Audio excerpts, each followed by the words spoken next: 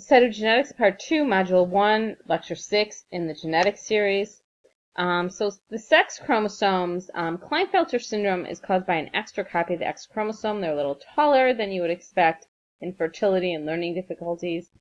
XYY, older studies show that it's associated with sociopathic behavior, but they actually didn't do a proper control study. This is a relatively common occurrence, occurring about 1 in 1,000. They're a little taller than their expected genetic height with normal intelligence.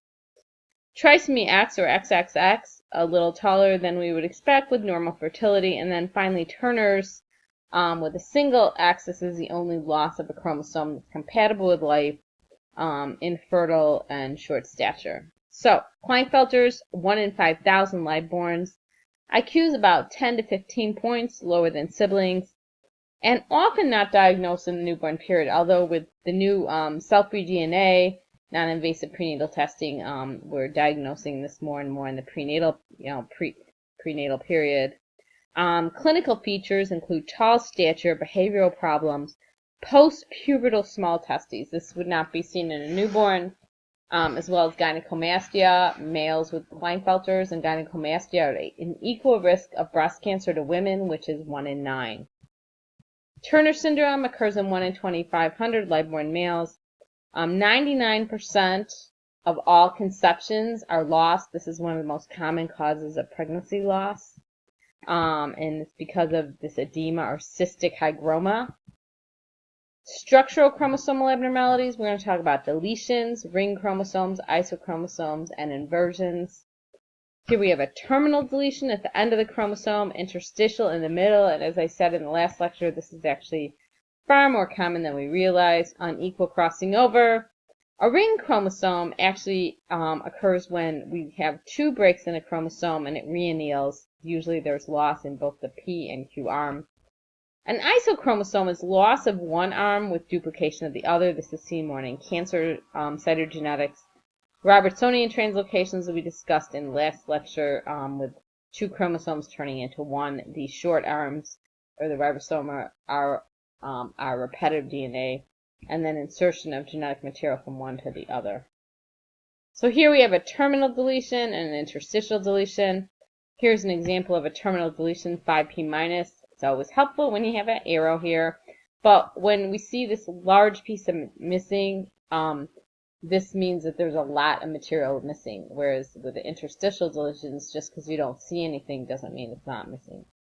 Marker chromosome, there's some extra thing here. I have no idea what it is, and this is a marker.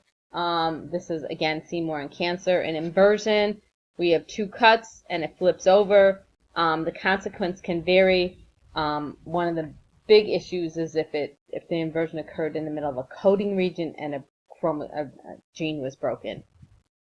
The other problem with inversions, paracentric inversion is on the same side of the centromere.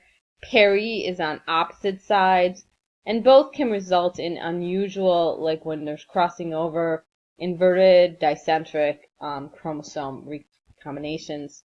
Here we have a translocation between 2 acrocentric, just 2 random chromosomes. The chromosome is notified by where the centromere is. So even though chromosome 21 has more 3 on it than even 21, it's considered a derivative 21. And here there's a very small piece of chromosome 21 here on this derivative 3. And then again, the Robertsonian translocations are translocations between the acrocentric chromosomes 13, 14, 15, 21, and 22. Here we have a karyotype, and everything looks good till we get to 7, and there's this big extra piece here. We're not sure what it is. And so we look at the father, and that it looks like similar on the 7, but here this 15 is short. So this is actually 15, and this is the top arm of 7. So there's a 7-15 translocation. The problem with translocations, and again, 1% of the population has a balanced rearrangement, is when we're making our gametes, similar to the Robertsonian. So let's call this chromosome 1, and this is chromosome 2. If normal chromosome 1 goes with normal chromosome 2, and chromosome 1 with part of 2 on it goes with chromosome 2 with part of 1 on it, we either get a normal fetus or a balanced carrier. The problem arises if the normal 1 goes with one with part of 2 on it, leaving the one with part of 2 on it and 2. In this case, we have extra copy of trisomy 1 and monosomy 2, or trisomy 2 or monosomy 1.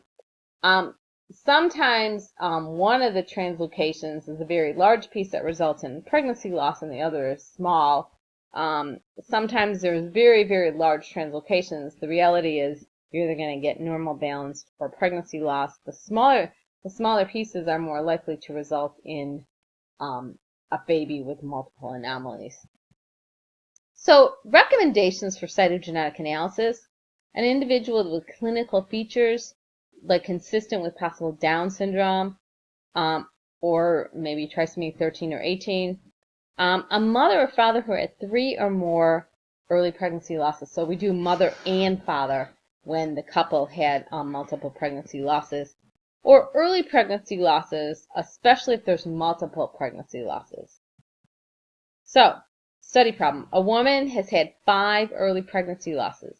She has a 3-year-old son who's growing and developing normal. Which of the following is recommended? Blood chromosome is not needed as she is a healthy child.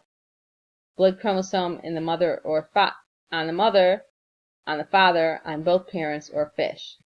And the correct answer is you want to look at pregnancy on both parents. Just because she has a healthy son doesn't mean there's not a balanced rearrangement with 5 pregnancy losses.